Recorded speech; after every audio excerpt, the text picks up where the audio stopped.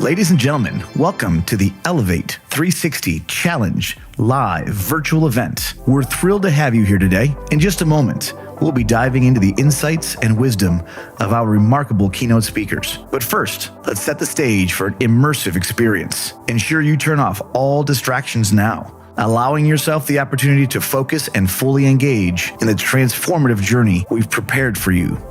Grab a notebook and pen, because what you're about to discover will lay the foundation for unlocking your ultimate self. Thank you. And now, let's kick things off with our first speaker, ready to guide us in finding balance, setting our intent, and opening our hearts. Joining us from the beautiful city of Miami, Florida, please extend a warm welcome to author, speaker, coach, and certified breathwork and meditation teacher, Milan V.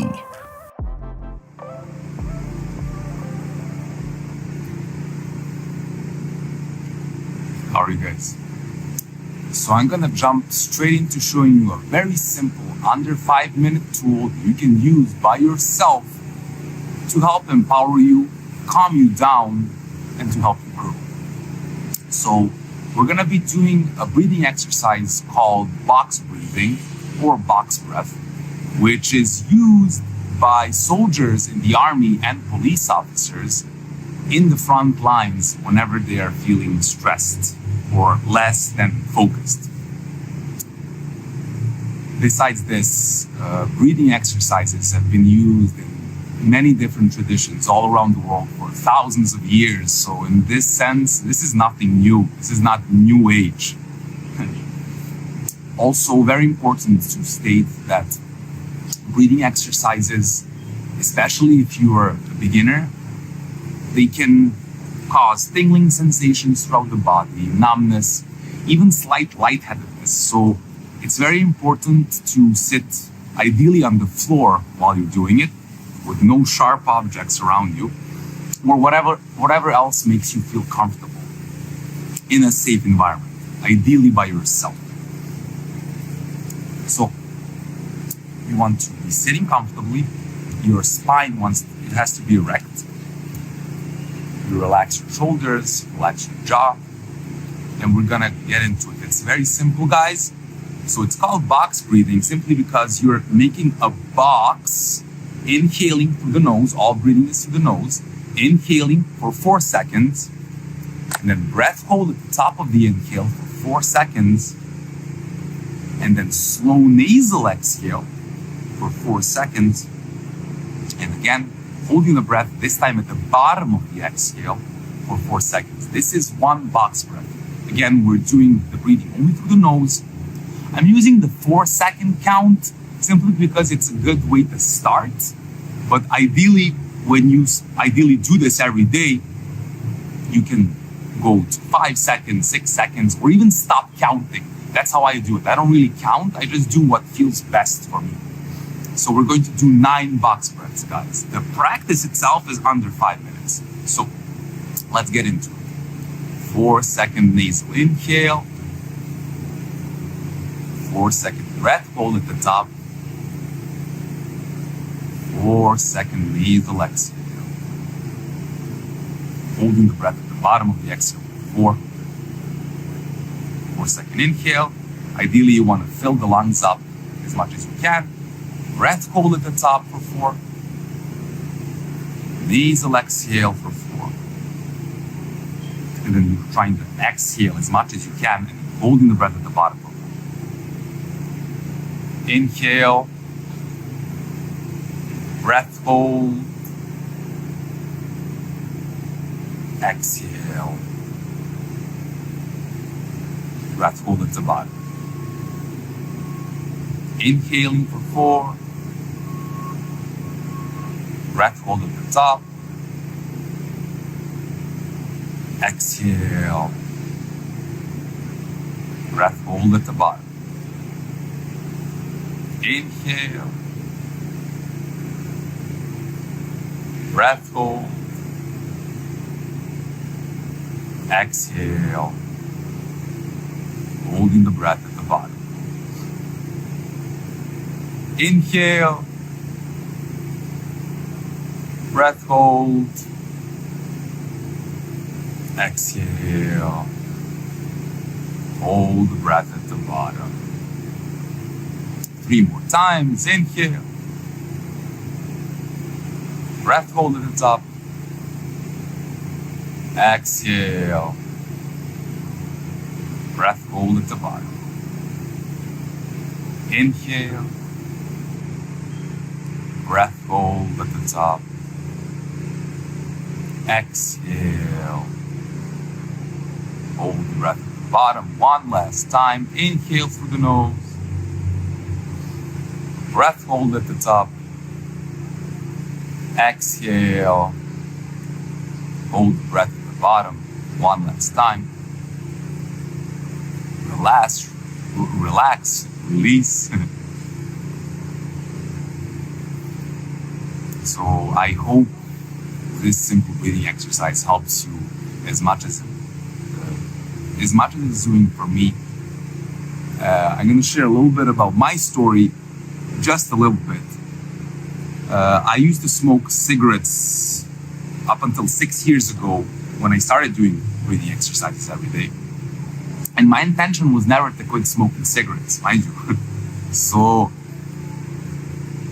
right after I started doing breathing exercises, like literally after 2 weeks, my body just rejected the habit of smoking cigarettes.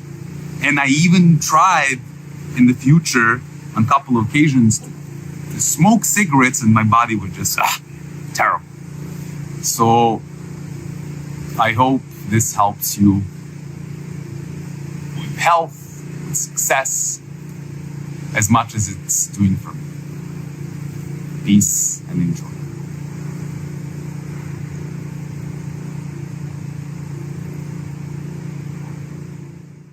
Our keynote speaker is not only responsible for creating this incredible event, but is also here to help you break through your limiting beliefs and the things that are holding you back from discovering your ultimate self. Joining us live from our media space in Ohio, please welcome success coach, creative strategist, renowned videographer, and public speaker, Zebulon Thomas.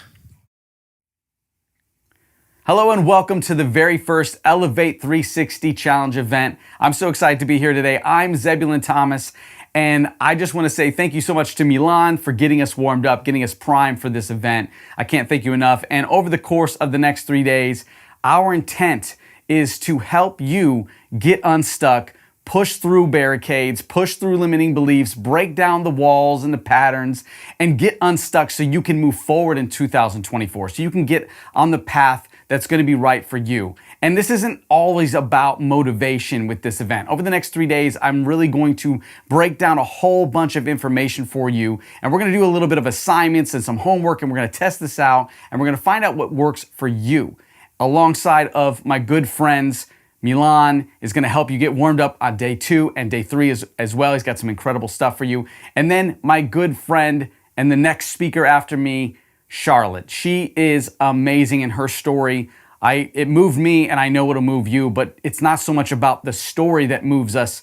It's the actions in which that individual takes to continue on the journey to be better and better and better, despite odds, adversity, and challenges, no matter what they are. And she is a fine example of what this event is really all about, to be able to stand back up and push through. Because when we look to our left and right and we realize there's other people struggling with far more than we are, and it doesn't mean that what we're dealing with is any less than, it just means that, you know what, I know I can get back up. I know I can push a little harder. So I don't want to fluff this up for you guys and tell you that, listen, we're going to change everything for you. We're going to change your life. It can, and the goal is to do that, but it doesn't mean that this is what we promise. All I want to do, all I've done to bring these incredible people together today and bring all of you together is to make sure that we start off on the right path in 2024, and we give it our all. We do everything we can to make it the best year ever. And some of you might feel lost right now. You might feel broken. You might feel destroyed. You might feel defeated. You might feel like I can't get back up. And then some of you are like, hey, you know what? I've been up. I've been on my grind. I've been well ahead of it, but I start to feel like I'm plateauing or I'm falling off. How do I keep that momentum going? How do I get that drive back?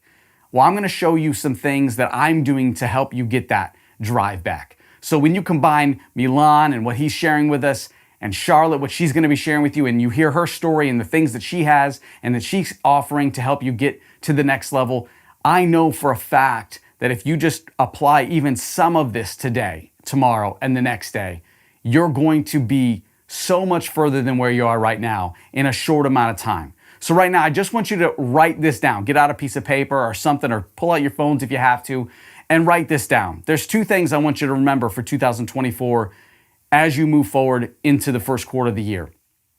Number one, just do your best. No matter what you do, just do your best and remind yourself that you're doing your best.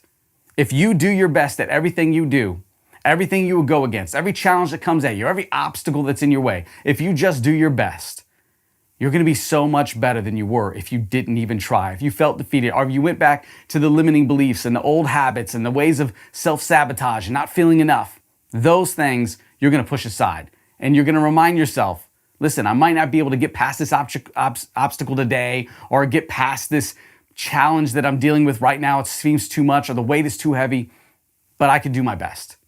And number two, this is very important. I want you to, whatever you do, you're not going to stop. You're going to fail forward. Write that down. I'm going to fail forward. Of course, we all want success, but sometimes that's a mess, right? And we want to make your mess your message. And in doing that, you have to be able to fail forward, right? And so no matter what you go at, what challenges you deal with in 2024, life will throw so much stuff at you. And so will your friends and your family members and your coworkers and your bosses or your employees or your business partners. It'll become crazy at times. And I want you to know that it doesn't always have to be perfect. And that is why we fail forward. Because even if it's not perfect in what you do, failing forward is all part of the game. It's all part of the plan. It's all part of the journey. Because you know what? You don't have a lot of time to sit there and think about every little step, every move you have. I'm a strategist. Trust me, I try to think of these things. I'm like, how can I strategize this to be better? But you have to get really good at critical thinking. And when you do that, life opens up for you. And to start that critical thinking process, you have to fail forward. You have to just say, you know what? I got to take action, even if it's uncomfortable, even if it's not the right action. You have to move forward. You have to fail forward, because on the other side of that, you've actually moved in a direction. And staying in one place is the worst place you could be. And that brings me up to want to lead into my story a little bit here. And I want to share with you a series of events, a chain of events that really, it lifted me up. It was the high in my career. At the same time, these chain of events, they taught me a lot, but they also destroyed me. They broke me down and left me broken. And I had to figure out how to get back up. And it was very challenging to get back up. It's not easy. And part of the reason why we're doing this event is because this is our comeback story. And I want this to start your comeback story and to enjoy the journey of that comeback story. So I'm still rebuilding. I'm still polishing things up. I'm still ripping down walls and getting rid of things that are limiting beliefs for me, and getting rid of the I'm jaded or the woe is me, right? We all want to fall into that. Or worse yet, the comfort zone. Get out of the comfort zone. And before I get into my story, I want you to just get ready to write some notes down. Maybe as you're hearing my story, you're reflecting on some of the things that's happened to you in your life. And maybe you could start to write down some of the limiting beliefs or what that has done to you that has stopped you from being successful or getting to where you need to go, or what has derailed you completely or even broke you down and left you broken. How do we pick that back up? So make sure you take notes and you write it down and just reflect. So I want to go back to the early 90s when I was about 12 years old. And I remember this very clearly, because obviously it's a traumatic event. But these things that have happened to me in my life, they were all part of the plan to make me a better, stronger person. Of course, I don't believe that bullshit. But I will tell you what I do believe. I do believe that what I went through as a child has shaped me into the person I am, and it did give me the drive, and I didn't let it break me down to a point where I was helpless and I couldn't serve. Instead, I shifted into a new gear and I said, I'm going to be the person that steps forward and helps people not fall into this same situation, or to get over these challenges, if you will, that they may have experienced in a similar manner. And I want to speak up and share my story because it'll help so many people just reflect on the stuff they've been through. Because when we hear other people's story, it allows us to open our heart and allows us to process things a lot differently than just dealing directly with our own traumas. So I want you to experience this in a way that lifts you up. So it was later in the evening, around dusk, and I'm riding my bicycle not too far, probably about a half a mile down the street to a gas station to get some candy bars because I was like, all right, let's go. I'm 12 years old. I'm like, listen, I want some candy bars. I want to play some games. It's a Friday night. Let's go. And so I'm riding my bike by myself. And it's the first time I actually rode my bike to the gas station by myself, which makes this event even more horrifying because before that I had my brother with me and I would always go down there. But this was the time they felt like, you know what, my parents were like, hey, you know what, you can go down there. Go ahead. It's fine. Be right back. So didn't think anything of it. I'm riding my bike. And as I'm riding my bike, I hear the sound of a vehicle speeding up. And then I heard the door open, a sliding door. So obviously this was a van. And this van pulls up next to me while I'm riding my bike. And they throw a bag over my head. And I don't know who these individuals are in this vehicle, but they were definitely older gentlemen. And they pulled a bag over my head and ripped me right off my bike and then pulled away as my bike drifted off into the weeds. And in that moment, it was silent. There was no noise, there was no talking, no arguing, not even the sound of the scuffle. It was just a swift grab and take. And they kept shutting the door, and the only reason the door didn't shut is because my legs were straight and I was blocking the door, and I tried to make myself as stiff as possible, whether that's my fight or flight, not knowing what's going on. I had zero training at this point in my life on how to deal with something like this. How does a 12-year-old prepare for something like this?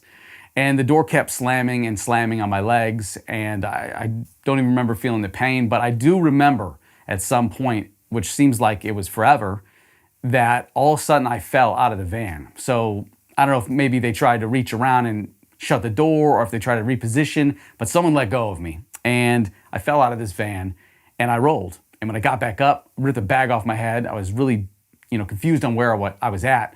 But surprisingly, I wasn't that far away. It seemed like they might have driven forward and made a left, a right, or whatever to turn around. And in that process, it was just a big circle. So I was kind of close to where I was pulled off my bicycle. And that's when I looked and I saw the only lit up area, because it was very dark where I was at and a few street lights, but the only lit up area was the place I was going was the gas station. And so I didn't worry about finding my bike. I just got up and I started running as fast as I could to the gas station.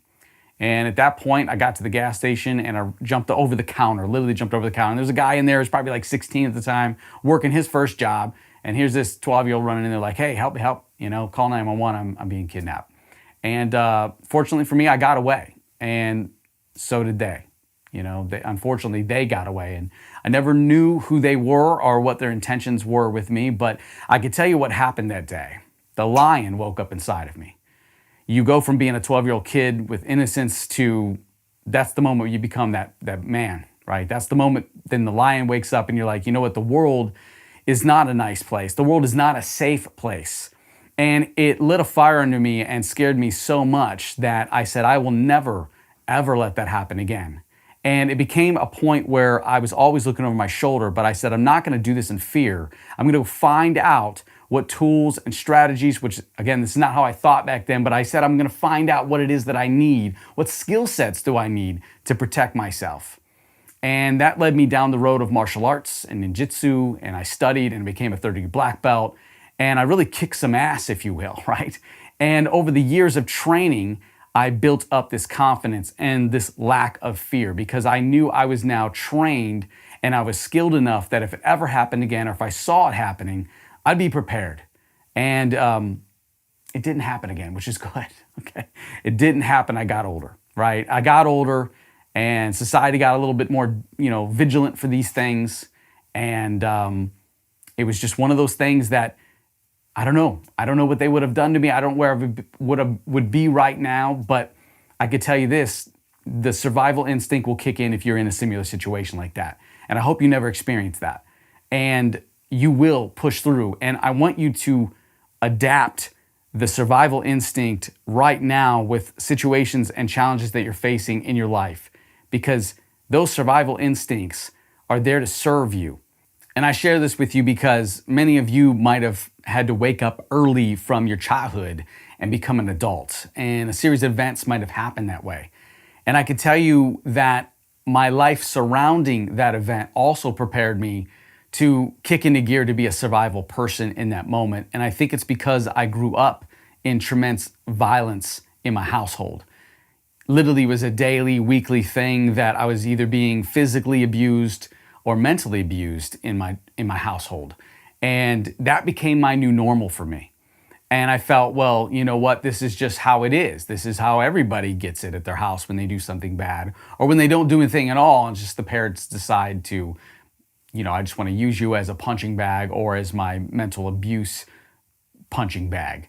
And that was the type of lifestyle I grew up in. And so it did build a thicker skin. It did make me stronger, but it instilled a lot of trauma in me. And it wasn't until later on, after this event of being kidnapped and escaping and surviving that I realized that there's a lot of things in my life, in my circle, that one, is not right, and two, I don't control. And I realized there's a lot of things in life that you just don't have any control over. And when you realize that, you stop trying to have control over them. So that's the first point I want to make, is that how many things in your life, what areas of your life do you feel that you try to control so much of that you need to let go of and know that you just don't have control?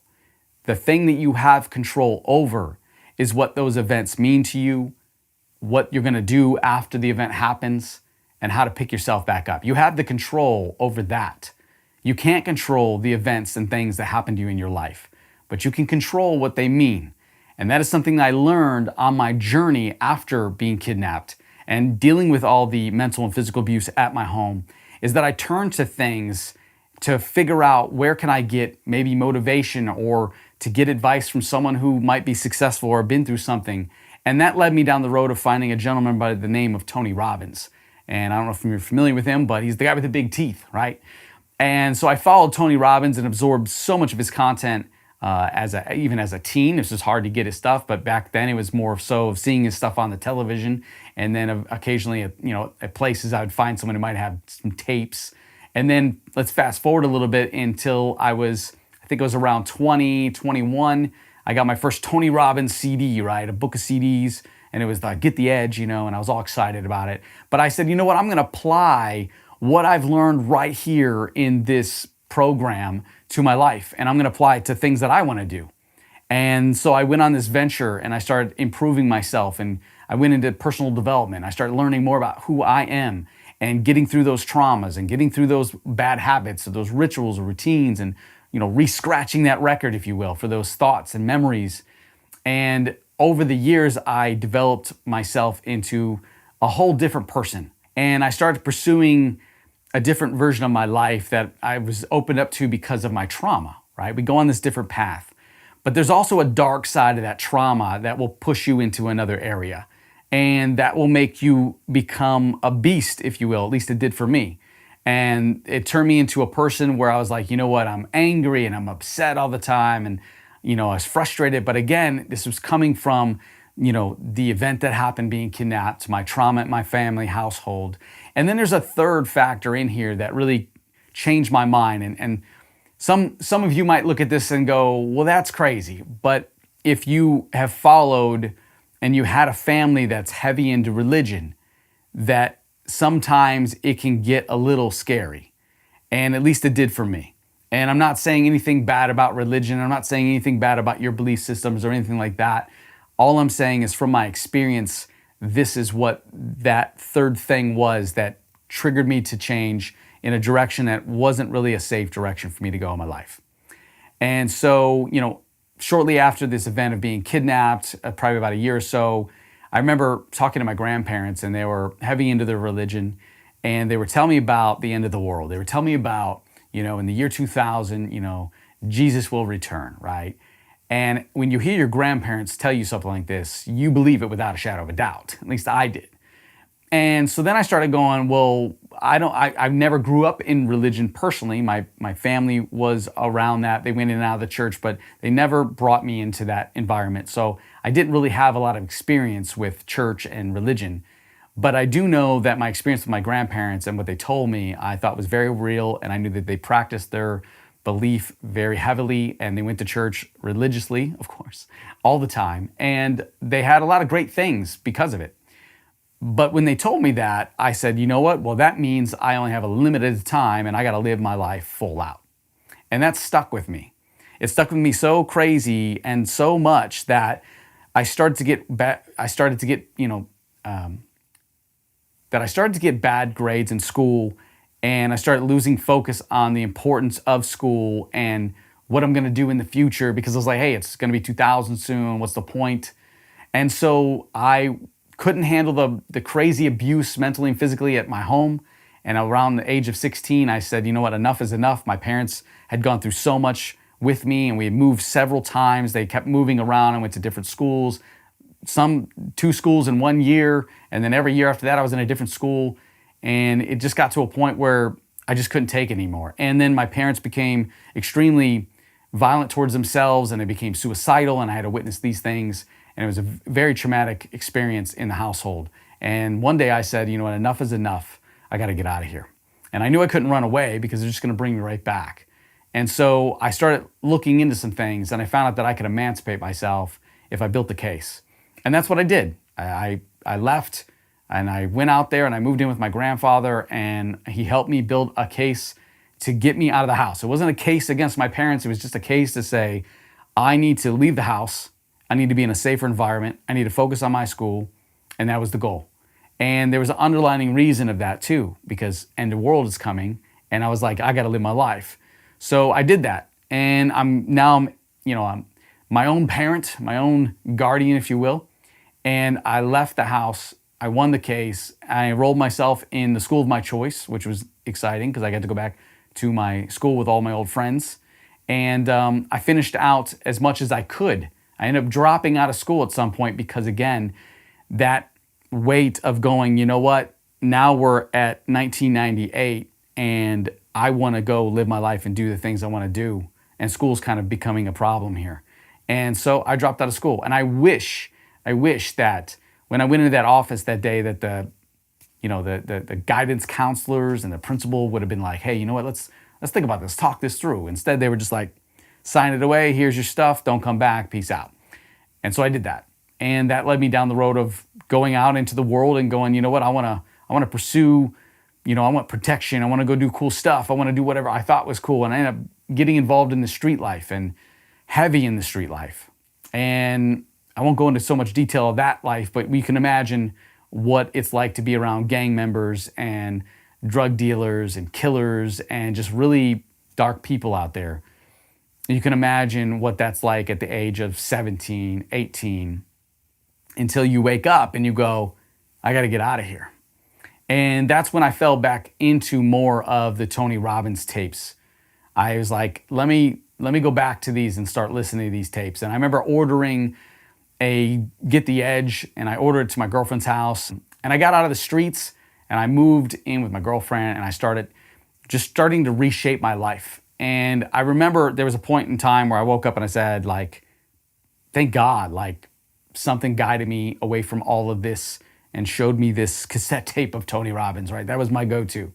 And I bring this up because over the years after that, I started applying Tony Robbins' teachings inside of Get the Edge, Personal Power, Date with Destiny, all these different strategies and tools to help improve your personal development and emotional, mental strength, right? And so that's what I started doing. I started applying these tools and strategies, not just to myself then, but then I started becoming, a business professional. So I started shooting films and movies, and I started working with clients and adding massive, massive value. So as I started to build this business and apply the tools and strategies with this newfound guru, if you will, this personal development coach, I was like, you know what? Why not? Why can't this be successful? I remember waking up in 2000 going, all right, this is the day the world's supposed to end, right? Jesus is supposed to come back. And it never happened. And I said, all right, what do I do now? I just lived a crazy stretch of life just now.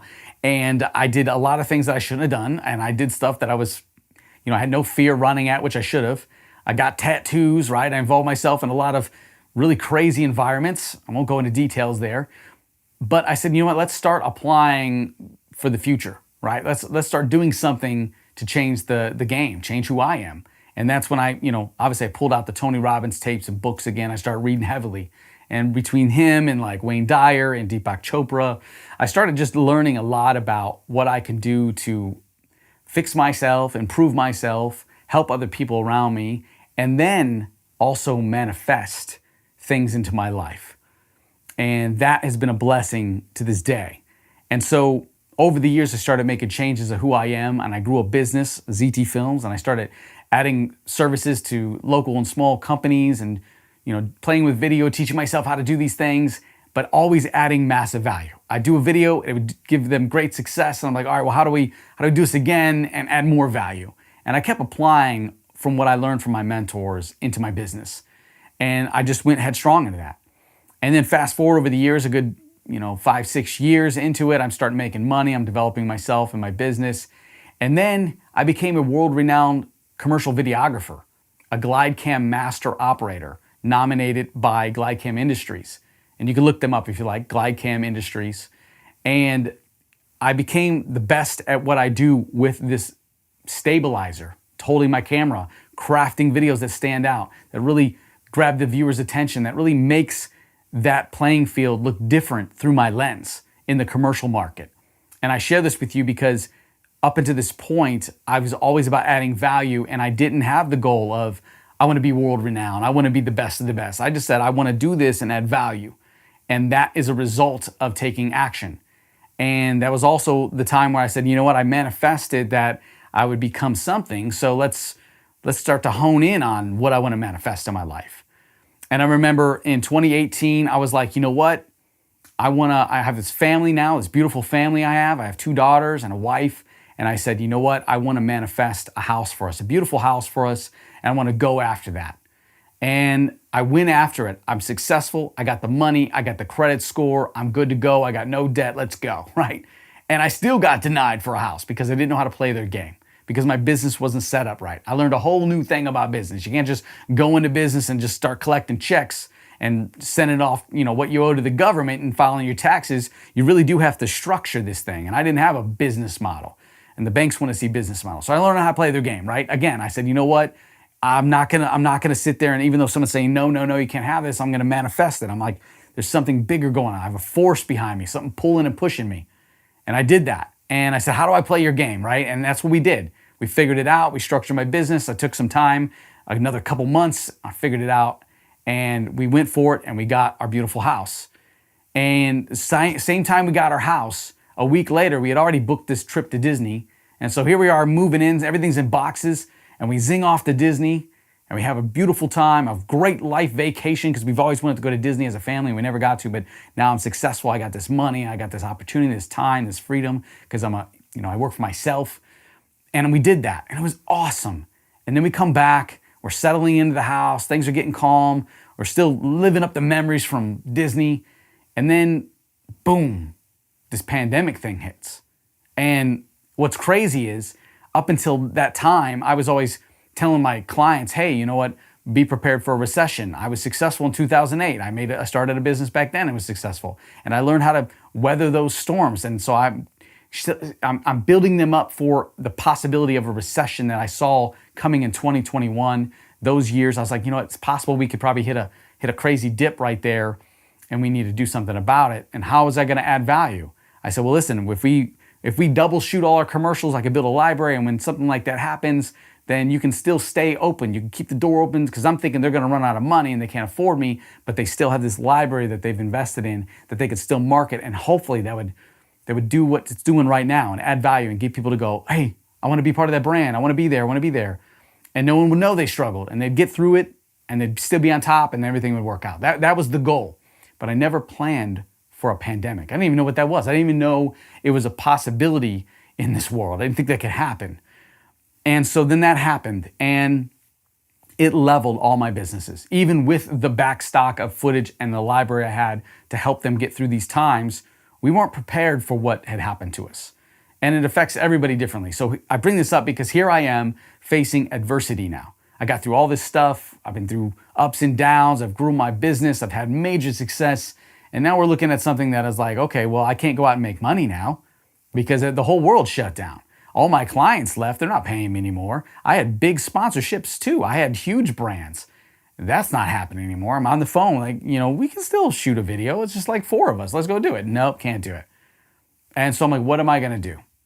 And this is the strategy part of me that goes into, how do I make this situation I'm in different? How do I capitalize on it? How do we do something? We can't just sit here and do nothing. And so that's what I did. I said, you know what? We got to go and we got to do something big. And every time I would do that, it wouldn't work because the world shut down, right? Nobody's doing anything. So I felt like hopeless. I was like, all right, I don't know what to do. We have a little bit of savings. Yes, we did good, but we just bought this house, right? We have a little bit of savings. What are we going to do?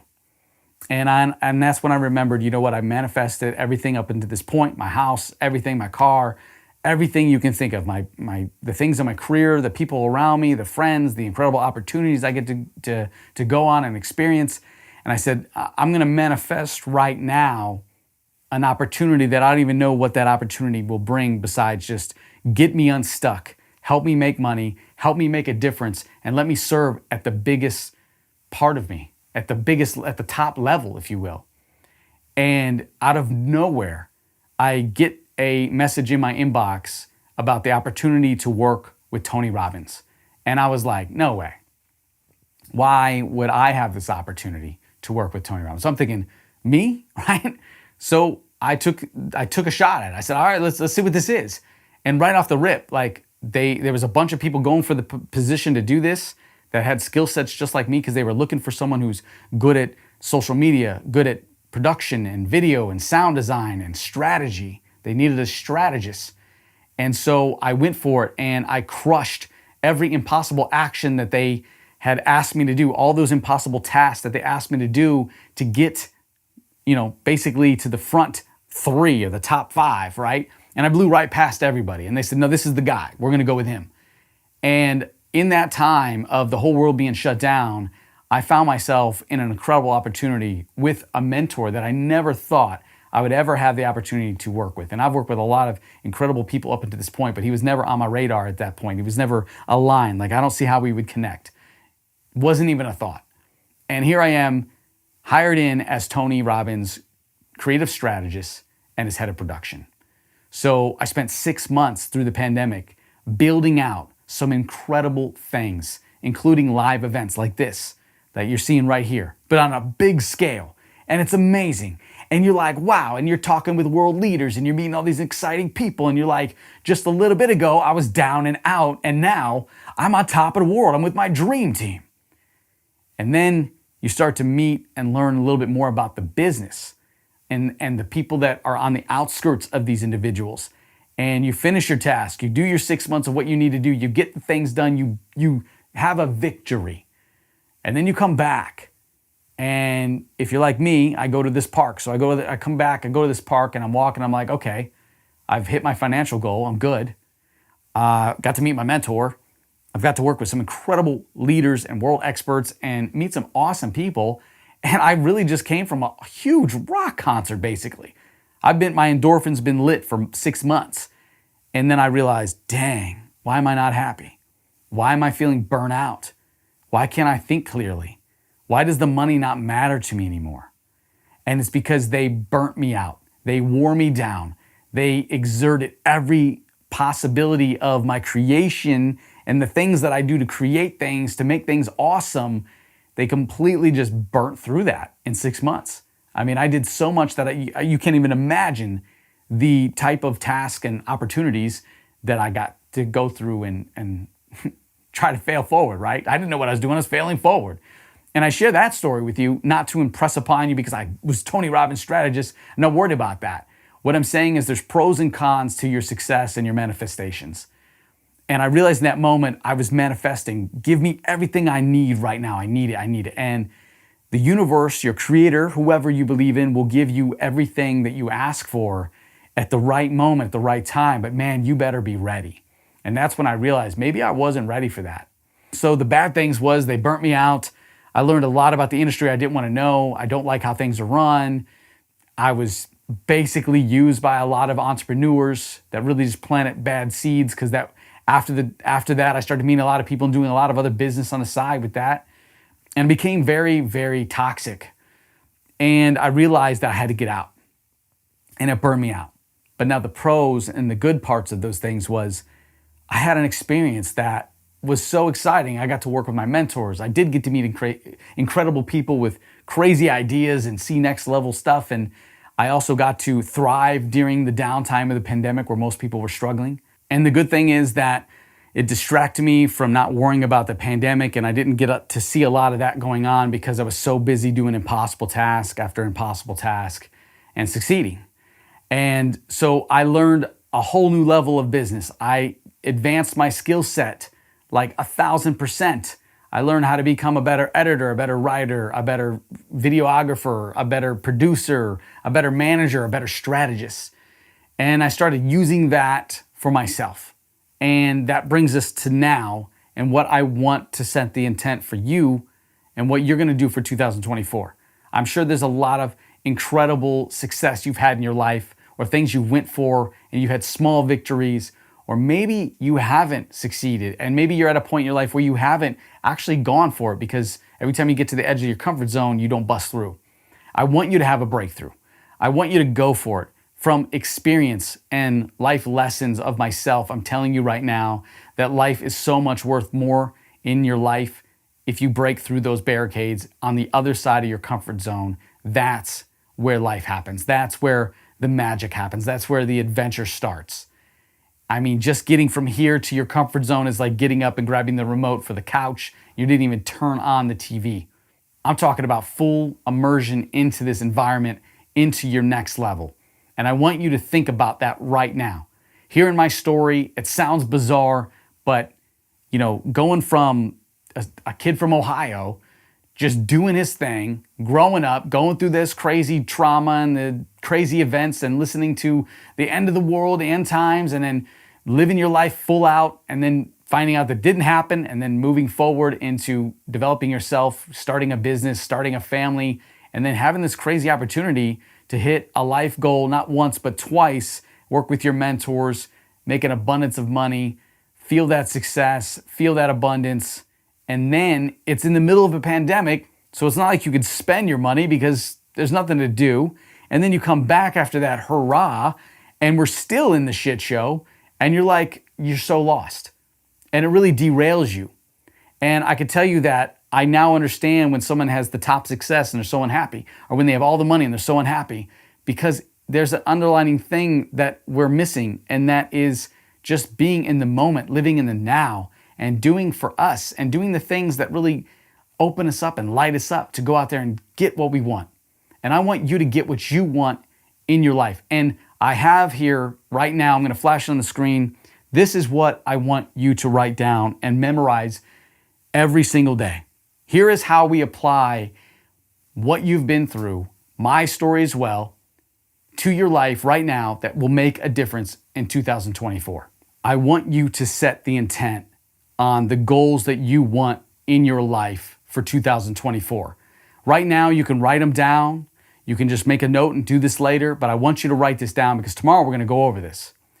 Write down what are the things in 2023 that you are no longer going to deal with, or bring into 2024. The other thing is, what are some of the things you're not going to allow yourself to self-sabotage on in 2024? And that is, I'm going to go eat the bad food. No, you're not. You're going to eat healthier. I'm not going to go on that run. Yeah, you are. You're going to get up and go for that run, right? Or I'm going to stop giving everybody my time until I've given myself that time. And here's how you do that, because that is very important. You have to give yourself the time that's needed for you to improve your life before you give it to anybody else. Like they say in an airplane, when the oxygen mask comes down, if there's an emergency, you don't put the mask on your kids or your loved ones, you put the mask on you first. We have to fix you first before you can fix anybody else. We have to make sure that you're secure and you're safe before we move on to anybody else. And this is how you do it. Here's some things that I've been doing in my life that I've seen a radical change in my mental health, my self-esteem, my comeback story, right? Because we're doing that. We're loving this comeback story. My physical fitness and energy levels, and also the way I deal with challenges and problems that show up every day, right? We want to make sure we do that. And this is what I do. I started going to bed a little bit early. Now listen, when I say early, some of you guys are always going to bed at 8. No, I used to stay up till 4 or 5 in the morning. I said, you know what, we're going to cut that time out. I had this belief system that between the hours of, after like 10 p.m. to 5 in the morning, no one's going to bother me. And I could work so good in that time. Well, when you work for someone like Tony, that goes away right away. You're making phone calls at 2, 3 in the morning. It's just how it is. And so I was like, oh, okay, this is when we work. So I had this time where the world's going to go to sleep. They're not going to bother me, but this is now where I work. So I started working, and that was a habit I picked up, and working through the night and just thinking I'm getting stuff done, but sacrificing sleep, getting up later, not getting a head start in the day when I thought I was. So I shifted that around. So then I said, I'm going to start going to bed at 1. It might sound late for y'all, okay, but it's not for me. So 1 a.m. and then I'm up by 8. That's what I do. Sometimes 7:30. 7:30, 8 o'clock, I'm up. That's perfect. And then what I do is I get up and I start doing a series of rituals and routines. And this is very important for you to start develop and put this together for yourself. Now, I can't tell you what those ritual routines are going to be for you, but I can share with you what mine are, and you can start to create your own. All I can say is, before you hear about my rituals and routines, you want to make them very simple. Something that you can do without thinking. Something that if you have a limited amount of time, you can still deliver on these. It's very important. And this is what you're going to do to prime yourself for the day. You're going to get up and get ready. First thing you're going to do when you get up in the morning is you're going to give thanks. You're going to wake up and you're going to stretch and you go, thank you. That right there, that simple thank you is going to kick you in gear, right? And then your feet hit the floor and you're in go mode. I'm going to tell you the one thing you're not going to do. The number one thing you're not going to do starting tomorrow when you wake up. When you wake up, you're not going to grab your phone and look at it. Okay, if your alarm's going off your phone, that's fine. Grab your phone, smack the alarm, but you're not going to open that screen up and start scrolling through all the social media and see what the world's doing. It's not time for that. You're going to wake up, stretch it out, give thanks. You're going to get in go mode. I do that. I go downstairs. I turn on my sauna to warm up. I have a sauna. You might not have a sauna, but my goal is that I want to get my body hot, okay? Now, if you don't have a sauna, you can do a vigorous workout. Me, what I'm doing is I'm turning my sauna on, and when that 15, 25 minutes that it's warming up, I'm doing yoga. So I stretch and I do yoga. That's my thing. Then I get in the sauna for 35 minutes at 150 degrees and I bake out, right? I just sweat it out, right? And then after that, I go right into a cold shower or a cold plunge. Now, I'm not advising that's what you're going to do. That's just what I do. And that cold shower and that cold plunge, even if it's 30 seconds in the shower, start off real slow, 5 seconds, 10 seconds, whatever. Get it real cold, feel it. That wakes your body up. Right? Really resets and releases endorphins and allows me to be energized and ready. So I did that. I got comfortable in the sauna. I stretched out. I sweated out. I enjoyed that. It's comfortable. But then I got in the shower, rinsed off, and then hit that cold water. That wakes me up. In the meantime, after the cold shower, I sit down with some coffee, some pure grain coffee, and I read a book. I spend 30 minutes reading a book, feeding my mind information that's going to serve me. It could be personal development, it could be business, something new, something that doesn't stress me out, okay? If it's a business book that's going to stress me out, I won't read it. You're going to read something. So here's what we're going to do for you. Write this down. You're going to get up. You're going to give thanks. You're not going to grab your phone, okay? Not going to do that. And then you're going to go and you're going to do an exercise. Maybe that's walking. Maybe it's running. Maybe it's stretching only. Maybe it's starting off the workout that you're going to develop and grow over time. So that's a couple push-ups, some sit-ups. You got to get the sweat in. You got to get the sweat. If you have a sauna, we're jumping in the sauna, but you got to get the sweat in. Get yourself sweating. And in the meantime, you're doing the deep breathing at the same time. Sweating, deep breathing, getting that yoga stretch or workout in. Then from there, you're going to jump into a shower and rinse off. And I challenge you just to get a little cooler, even just get a little cooler. Don't make it warm. Wake your body up, rinse off with some cold water, splash in your face. Feel that cold, feel that. And then after that, I want you to read a good book for 30 minutes. Feed your mind. And it could be an audiobook. Maybe you turn on the Audible, right? And you're listening to something. You're going to feed your mind something. Now, we still, at this point, we have not turned on our phone. At this point, we've already spent about 2 hours doing this. So you might have to get up early to do this. And listen, it's very important to do this before you go to work, before you start your day, before you do anything else. It's very important. Because at the first started doing this, I was like, all right, well, I missed it today. I'll do it later on in the afternoon. It's not the same. It's not the same. So get up, make the time, and do it before you go and you start your day anywhere, even if you have to go to work. Now, what happens when you get up and you're running late and you can't do it? You got to get to work, or you got to feed the family, you got to do the things you got to do. What do we do now? What do you do? Well, this is where you want to minimize that routine. And so you want to take pieces that really serve you out of there. And for me, if I get up and I know I don't have a lot of time, I can't jump in the sauna. There's no way I'm going to be able to get a cold shower in, because maybe I just don't have time for a shower at all, right? So I got to get up, those two areas out, and those are the two that wake my body up. Here's what I can do. First off, I can always do give gratitude. Wake up, say thank you. I can always stretch. You could stretch, okay? So I'm stretching out, doing some yoga, doing some deep breathing, really working up my lungs and my body, getting somewhat of a sweat in. Now, I can't take a shower, so I don't be sweating when I go to work, right? That's what you're going to be thinking. So really just get that stretch in, be kind to your body, give thanks, and that's when you can go into meditation, or you can pick up that book and say, hey, I got 5 or 10, 15 minutes, I'm going to read a book, right? Read the book, and if it's an audible book, that's even better, because you just put that on and you can start grabbing the stuff you need as you're getting ready and you got to go out the door. You got to go on go mode. And here's the thing I say, you want to do this about 5 days a week. Stay on schedule 5 days a week. Doesn't mean that if you go Monday and you skip Tuesday because you had no time, maybe skip Wednesday, well, you still got Thursday, Friday, Saturday, and Sunday, right? Make sure you get it in 5 times throughout the week. And don't beat yourself up if you miss it. Just go, all right, I'm going to get back to it. And I'm so into this morning routine. It has done so much for me. And the biggest thing is the sleep, right? Let's go back to the sleep. Make sure that you get 7 to 8 hours. Make sure you get at least 7 to 8 hours.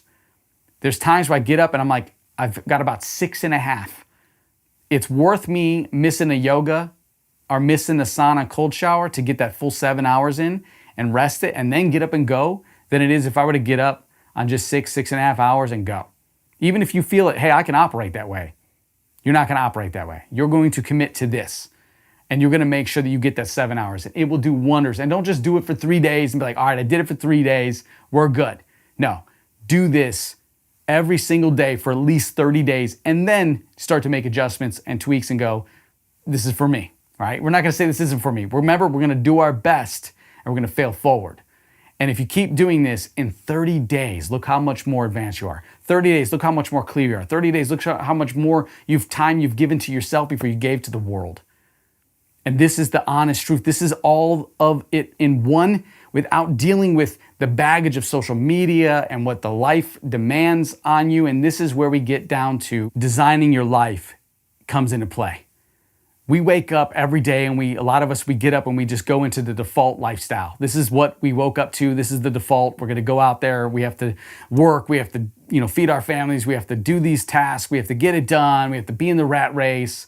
Or maybe we don't have these responsibilities and they're not that intense. And we have to get up and we go, oh, what's going on social media? What's the new thing? How do I feel about this? What's the gossip? All that stuff. I want you to clear all that away and realize that right now we got to focus on you, improving your mental health, improving your physical health, your emotional well-being, and how you feel, and then go out there and get what it is that you want in your life. And you do that by setting these routines. That's number one. Set the routine. Make sure this routine is something you do every single day. And from there, we can start to make a change. If you don't set this routine, everything else you do, it's not going to work out as good. Now, let's move into setting goals. We all talk about 2024. We want to set goals. What do we want to be? What do we not want to, what do we want to accomplish in our life this year? It's going to be so exciting. So we got to set goals. Now, I have it written down here. I want to bring it up because I want to make sure that we put this on the screen. You have 3 goals that I want you to set for 2024. The first goal, it's got to be a physical goal, okay? I need you to get your body where it needs to be. And when you get your body where it needs to be and you start working out and you start doing these things, it's going to help your mind. So we're going to knock out 2 birds with 1 stone. We're going to get our body fit and we're going to get our mind fit. It's very important. I want you to be clear. I want you to enjoy this body. It doesn't mean you have to be a bodybuilder, but maybe you want to lose some weight. Maybe you want to get more flexible. Maybe you need to build some more strength. What is that goal for you? I want you to be a physical goal. The second goal is going to be a financial goal. Right now, our world is upside down. It's in ruins. It's crazy. I don't know what's going on. And as a strategist, it annoys me because I see how things are controlled and I don't like it. And there's strategies for everything. All I'm saying is you guys got to make capital in some way. You got to make some cash flow coming in, and you got to improve on it. Even if you're doing good right now, I want you to do even better. I want you to stockpile that money. And how do you do that? Oh, it's financial goal. Are you a financial person? No, I'm really bad with money at times. But you know what? I've made a lot of it, and I've spent a lot of it. I lost a lot of it, and I also saved a lot of it. So I can sit here and just tell you one thing. You got to make money. You're never going to win the game, but you got to make the money. You got to learn how to play it, but not in a way where it takes all of your time. When you exchange your time for money, you lose. We got to figure out how to get it to where you're not exchanging your time for money. You're trading your skill and your knowledge for money. And we're not going to go too heavy into that. I want to encourage you to go accomplish that. And we're going to talk about some stuff in day 3 that's really going to help bring that together. But right now, I just want you to focus on what's your financial goal. Your financial goal might be like, hey, you know what? I want to pay off all my debt. Okay, let's just talk about that. You want to pay off debt. How long is it going to take you to pay off debt? 2 years, right? Maybe you say, okay, possibly it could take you a year. Can it be done in 6 months? Can you do it in 4 months? I challenge you to set that goal, even if you know it's going to take you 2 years to pay off that debt, to set it in a year or 6 months. Because if we set a goal like that, if we set it for 2 years, it's going to take us 4 years. We probably won't even hit that 2-year mark and be like, oh, we did it.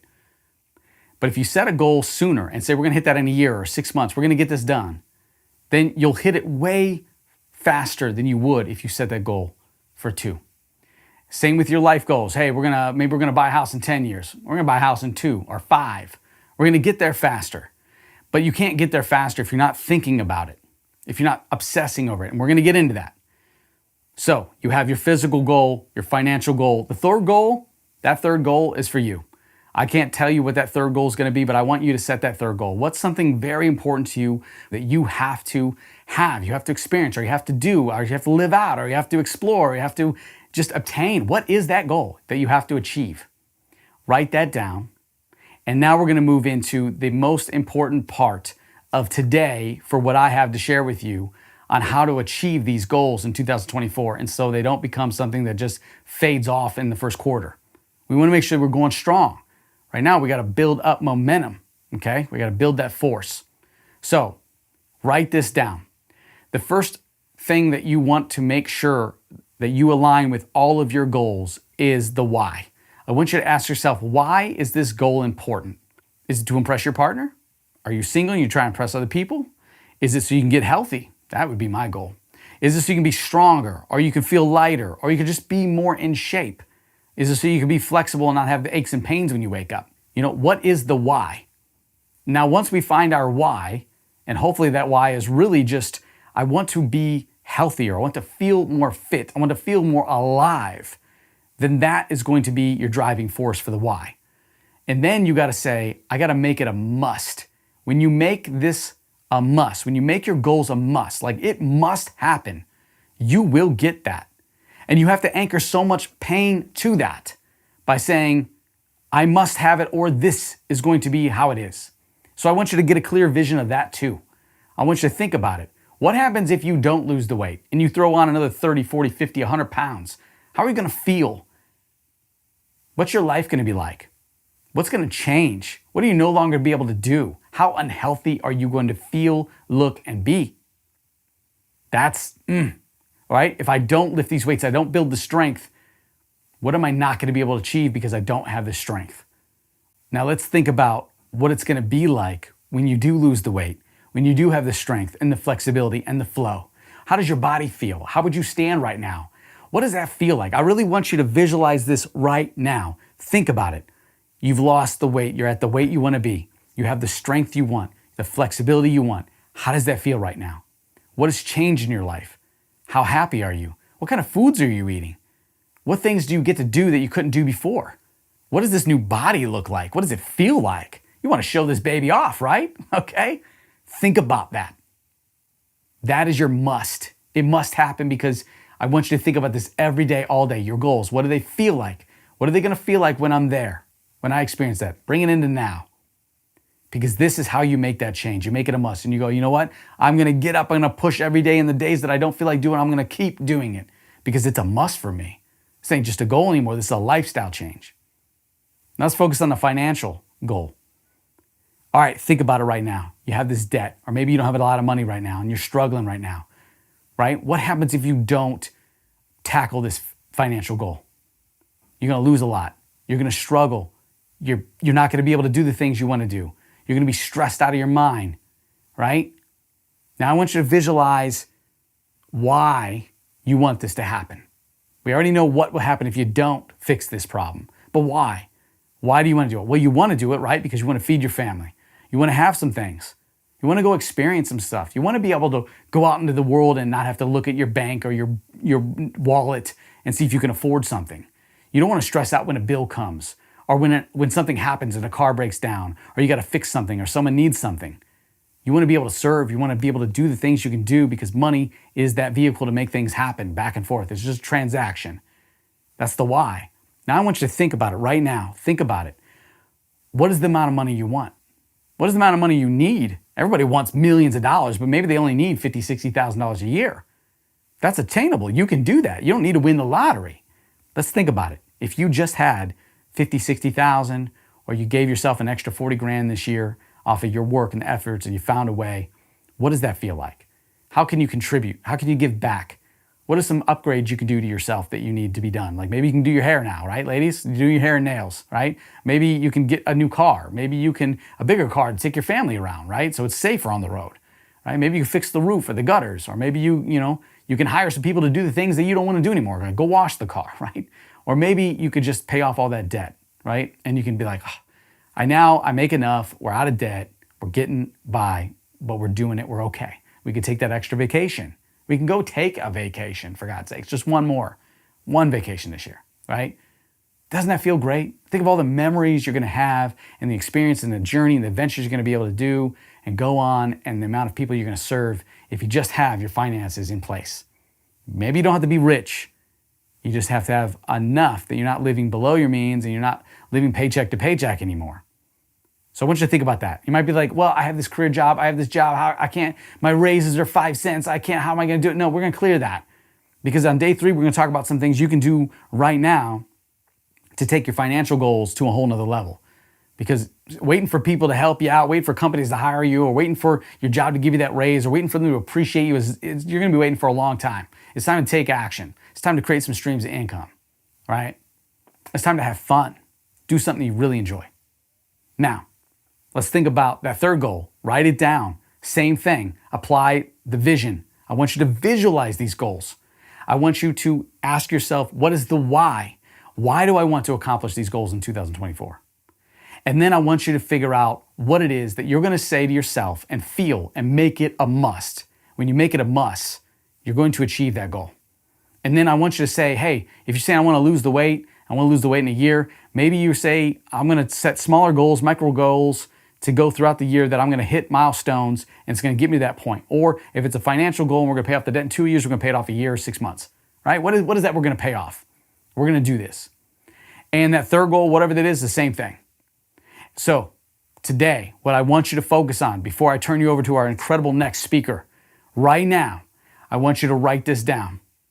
And I want you to look at this every single day. Don't just take this same piece of paper and look at it tomorrow and go, this is what I wrote down.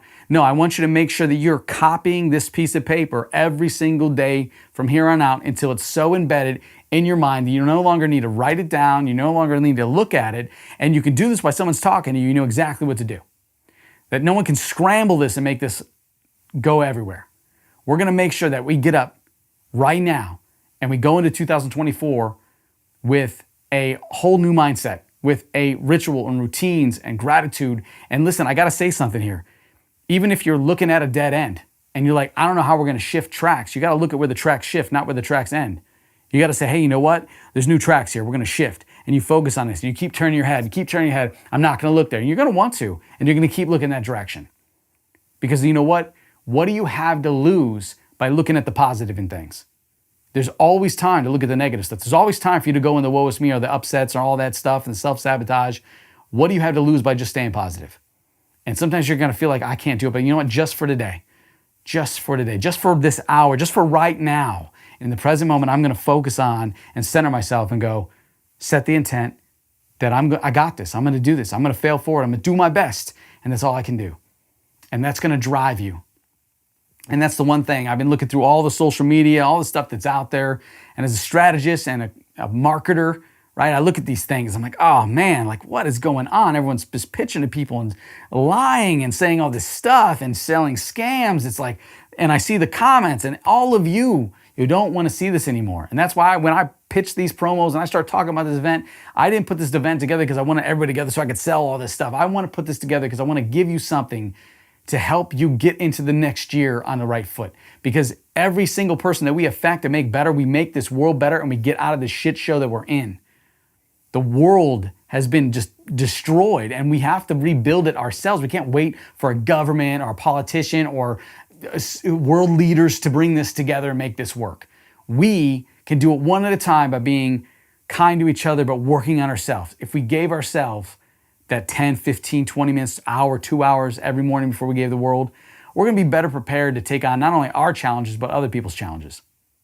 And we're gonna be able to serve at our highest level. This is all about tapping into your ultimate self. And I know that might sound so far from reality right now. You might be broken at the bottom, like, dude, my ultimate self, Zebulon, like, I don't even know who I am. That's okay. If we go towards it like we said those goals, we set it, right? Instead of saying it's 5 years away, we're gonna do it. No, I'm gonna become my ultimate self. Every single day I move closer to my ultimate self. And you know what? There is no end result there. There is just a new level of the ultimate self. A better person. You wanna be able to grow and grow and grow. You don't wanna put a little restrictor plate on that or a little box and grow until you can't get out of the box. Blowing the box out. We're gonna grow and grow and grow and grow and just be the best version of ourselves over time, every day, every week, every month, every year. Every challenge, every goal, every victory, every loss, every setback, every sabotage, every event that breaks us down, we're gonna get back up. We are going to start to enjoy this process and enjoy who we are and who we're gonna become and start loving and falling in love with the comeback story. Because we go, man, I just get knocked down, I can't get back up. No, you can. You can, because this is your comeback. And there's something so sweet in the comeback story that when you stand back up and you're like, you know what, I'm even stronger than I was. And now you're not so afraid of getting knocked back down. You're gonna get knocked back down. Even when you get to the top, trust me, I've been there several times. You're gonna get knocked back down, whether it's financially, physically, mentally, emotionally, career-wise, success, you're gonna get knocked down. But it's how you get back up. You're gonna get back and be like, I've done this over and over again. Now, okay, let's go. And then you start doing things without the fear.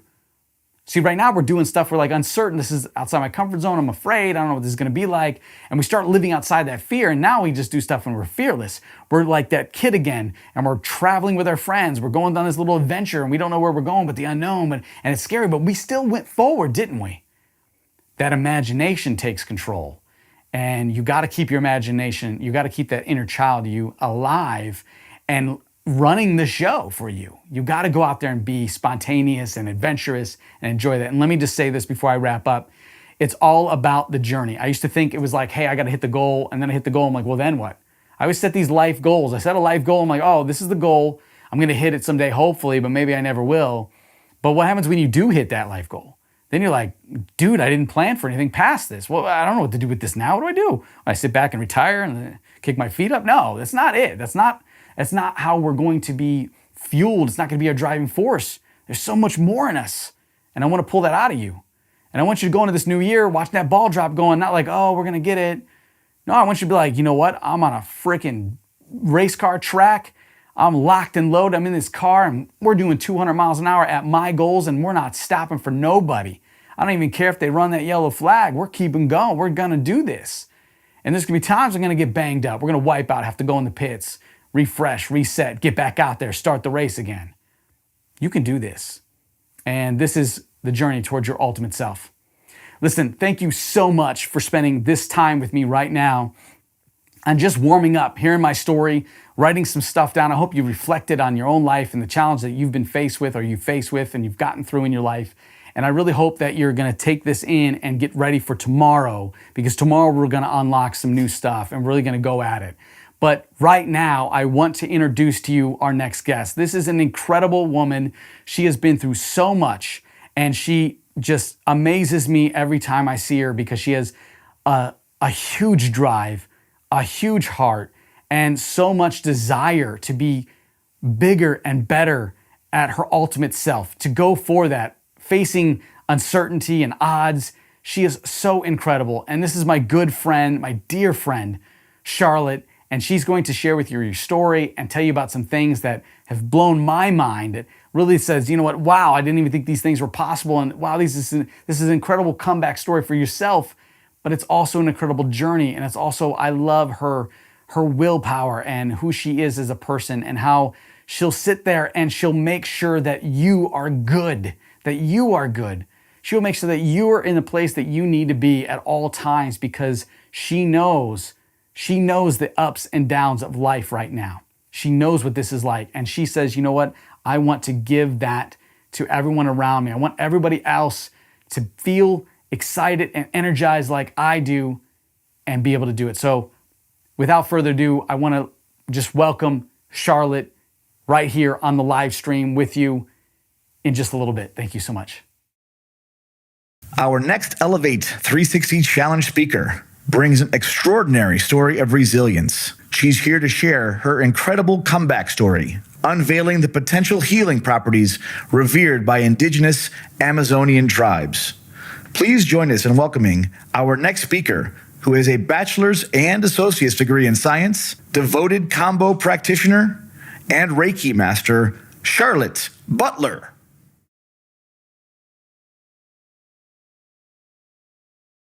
Hello, everyone. Thank you so much for being here.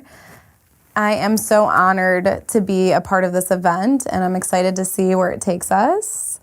I have known Zeb for about 3 years now, right? I'm not gonna lie. I'm a little bit, maybe a lot of bit nervous, but I'm very excited. This is the first time I've done an event like this, but here goes nothing. I'm a Reiki master and a combo practitioner. I have a passion for guiding transformative journeys of healing, and that's what I'm here to do. Since 2017, I've been dedicated to harnessing the power of Reiki. It's now recognized by the World Health Organization, better known as WHO, offering a unique blend of empathy and expert training. My initial skepticism turned into conviction as I experienced Reiki's profound effects personally on myself. And this is what led me to becoming a Reiki master and undergoing the guidance of my trainer and teacher, Mary Ann. She has over 40 years of experience, and she's honestly instilled the wisdom of Japanese masters right into my being. For any of you who don't know what Reiki is, it is a healing modality that is transformative in the sense of energy. With that being said, it can only be done by a master who does an attunement onto another Reiki practitioner. Additionally, I've ventured into the world of combo. I transitioned from a student doctor after a multiple sclerosis diagnosis reshaped my world. Through expert training and personal experience, I've become a living testament to combo's healing potential. As a practitioner, I bridge the gap between personal insights and scientific understanding, guiding individuals towards health and well-being on a holistic journey rooted in both empathy and cutting-edge research. My approach as a Reiki master and combo practitioner is distinguished by a rich background in health science. I have a bachelor's degree in science and associate degree in science. I also have over 10 years of experience in hands-on healthcare and a unique journey as a former student doctor for 2 years. I bring a deep understanding of intricacies of well-being. This foundation, coupled with my transformative experience as a Reiki master, allows me to offer a distinctive and relatable approach to energy healing.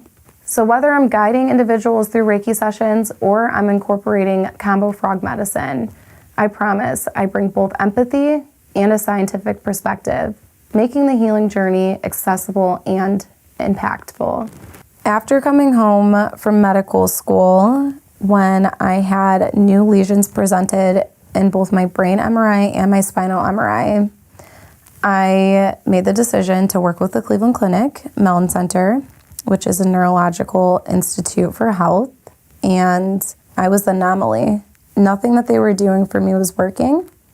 And so for 2 years, I was doing 5-hour infusions, taking the medication with the highest efficacy for MS, meaning it was supposed to be working the best. And For whatever reason, out of about 500 people, I was one of 4 or 5, according to my doctor, who the medication was just not working for. They decided that I might be a good candidate for stem cell transplants and chemotherapy. I was devastated, and I felt like there had to be a better answer. You know, I already left school. I already dealt with debilitating depression. I was super anxious, you know, identity crisis, all the things. I was having a midlife crisis at 27. And when they said chemo, I was like, you got to be kidding me, you know? So I started to really just put myself in a hopeful mind state and position. Anything over chemo, right? And I did a cold plunge, and I met a person doing the world's first study on combo. And I was like, what the hell is combo? I was like, what is this? I don't know what it is, but I know I don't want to do chemo. So I bought a book called What is Combo, actually. And I read it in like 2 days. I met up with this practitioner, and I was in the world's first combo study, just like that. And it was crazy because the way combo works, they say it works best if you do it 3 times in a lunar cycle. I had 30 days before my next MRI. So I did it 3 times in 30 days, and I had my MRI. And the doctors were trying to have me do the infusion one more time to prove to insurance it wasn't working so that I could do chemo, but I denied that. And I could definitely dive deeper into that with you guys one-on-one, but I'm gonna just continue my story for now. So my MRI results were unremarkable, meaning there was nothing to be said by the doctors about them, but in the same sense, were very remarkable because I have no new lesions, and it was the first time in 2 years that I had no new lesions. It was really incredible, almost unbelievable. So they asked me what I did. I told them. They thought, honestly, they had to pause the virtual visit and look up combo and come back to me and say, we don't know what this is. We don't advise it, because they can't tell me that, right? But I said, I'm going to keep doing it. In 6 months, we're going to do another MRI and see. 6 months later, we did another MRI. And again, amazing results, as you can see here. I'm kind of going back and forth here because Reiki is my first true love, right? I met combo this year in March of 2023. I met Reiki, figuratively speaking, in 2017. So I want to just tell a quick little story about how I became a master from a skeptic. People told me, you know, I had a couple friends that were like, Reiki and energy, and it's all energy. And I'm like, okay, yeah. I didn't quite believe it until I was injured. It was actually an ankle sprain. I could hardly put any pressure on my foot. So I was like, fine, I'll just do a session, see what happens. What do I have to lose? It's not going to hurt me. And just after that session, it wasn't even an hour long. I was able to put pressure on my foot, and I didn't feel any pain. I was like, this is so interesting. So basically after that, I just started taking the courses, and after getting certified and spending hundreds, over $1,000 on my training, I was giving free sessions away for years. And so then I called my teacher 5 years later, and I'm like, hey, how do I train people in this? And she said, have you been a practitioner for so-and-so? You need to do it for 5 years. And I said, well, yeah, I've been doing it. And she's like, have you been paid? And I said, no. So she basically was like, well, you need to be paid in order to teach. You know, you have to be a paid practitioner. And actually, I didn't start seeing the results, the real results, until I started really taking my practice seriously and getting paid as a practitioner. And to be quite honest, the Cleveland Clinic now is paying doctors and nurses to get certified in Reiki for post-operative and pre-operative procedures. So if it's pre-operative, probably more for like relaxation, mental stuff. Post-operative, it's gonna be for pain. And they're doing human trials, and they're finding all of this stuff, and now it's got a database, and like I said, recognized by who? Some really, really interesting, cool, fun stuff that's been going on with this energy medicine, and I'm really grateful to be a part of it. I do see that, my clients personally are doing much, much better when they do come back. And I could ramble on about Reiki for hours, like I said, my first love, but coming from a skeptic, maybe to a skeptic, even if you don't believe, it doesn't hurt to try, and you might be surprised. So thank you so much for staying seated and attentive for day 1. And I just want to reiterate, if you are going through something, depression, anxiety, physical, mental, emotional, any type of challenge, I guarantee you that what we have here to offer, the 3 of us together, can be of use. So please do stay tuned for day 2, and hopefully we'll be less nervous. And we will have a lot to offer for the New Year, New You challenge. Ladies and gentlemen, what an incredible day 1 it has been at the Elevate 360 Challenge Live virtual event. We hope you found inspiration, gained valuable insights, and took meaningful notes on your journey towards self-discovery. As we bring this day to a close, take a moment to reflect on the wisdom shared by our amazing speakers, Milan V., Zebulon Thomas, and Charlotte Butler. Tomorrow promises even more transformative experiences, so rest up, rejuvenate, and get ready to dive back in for another day of enlightenment.